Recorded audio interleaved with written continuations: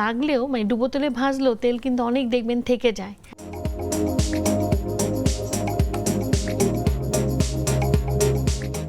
হাঁড়ি পাতিলের একটা ব্যাপার আছে, আমরা অনেক সময় কনফিউজ থাকি যে আসলে অ্যালুমিনিয়াম হাঁড়িতে রান্না করব নাকি আয়রনের। আর আয়রনের হাঁড়িতে বলছে যে রান্না করলে খাবারের যে গুণাগুণ পুষ্টিগুণ সেটা নাকি খুব ভালো মেজার থাকছে। আবার হচ্ছে যে আমরা শখের বসে অনেক সময় রান্না করতে গেলে নন স্টিকি প্যান বা নানা রকম যে হাঁড়িগুলো বের হয়েছে নন স্টিকি যেগুলোতে অয়েল কম লাগছে, এই জিনিসটা আমাদেরকে নক করা হয় যে অয়েল যেহেতু কম লাগছে তাহলে আমরা এই পাতিলগুলো ইউজ করি, তাই না? কিন্তু সেগুলো থেকে আবার বলা হচ্ছে যে ক্যান্সার হওয়ার পরিমাণ অনেক বেড়ে যাচ্ছে। আসলে কোনটা রাইট? না, পৃথিবীতে সবকিছুই হচ্ছে কি, যখনই দেখবেন যে কোনো একটা সুন্দর তথ্য কিছু থেকে আসতেছে, দ্যাট মিনস বাণিজ্যিকভাবে সেটা চালু করার জন্য সেই তথ্যটা দেওয়া হয়। অবশ্যই সব জিনিসেরই ম্যারিটস ডিমেরিটস দুটোই থাকে। সো আপনি যেটা বলছিলেন নন স্টিকি ফ্রাই প্যান বা নন স্টিকি পাত্র, সেটা অবশ্যই তেল কম লাগে, এটা ট্রু। কিন্তু যে উঠে যায় যে জিনিসগুলো ওখান থেকে বের হয় খাবারের সাথে, আপনি দেখবেন ম্যাটেরিয়ালটা, এবং এই নন স্টিকিতে দেখবেন কাঠের চামচ দিয়ে নাড়তে বলা হয়। তার কারণ কি, যে নট সেফ যে জিনিসগুলো খাবারে চলে আসে এলিমেন্টসগুলো, কারণ আমাদের বডি এখন অলরেডি ইমিউন সিস্টেম আমাদের অনেক ঝুঁকিতে।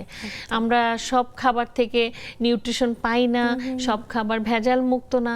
তা বডি যখন এত নাজুক অবস্থায় থাকে, অর্থাৎ ইমিউনিটির ঝুঁকিতে থাকে, তখন ডেফিনেটলি ওইটা ট্রিগার্ড করতে পারে, যেটাতে কালার বা কোনো কিছু আছে যে ম্যাটেরিয়াল শরীরের জন্য দ্রব্য মানে আমাদের জন্য প্রয়োজনীয় না।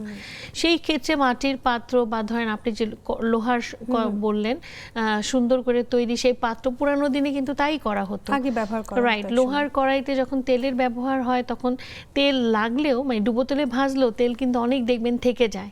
খুব বেশি ফুডের মধ্যে যাবে না, আপনি যদি প্রপার ওয়েতে সেটা ফ্রাই করতে পারেন বা রান্না করতে পারেন।